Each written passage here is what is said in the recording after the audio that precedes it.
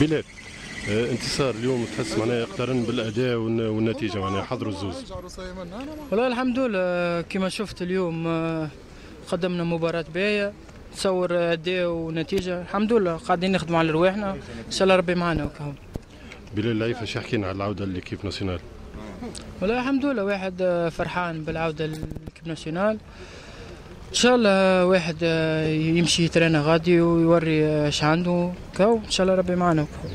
معناها مباراة هامة تنتظرنا ضد السنغال. صحيح، معناها السنغال تفرجت فيه منتخب قوي ياسر، حتى احنا عندنا كيب باهي بقدرة ربي باش نمشيو غادي، معناها باش نعديو ماتش باهي وان شاء الله ننتصروا غادي ان شاء الله. بلال، العلوش حضر صحيح ولا مزال؟ والله راهو جابوه الدار اليوم.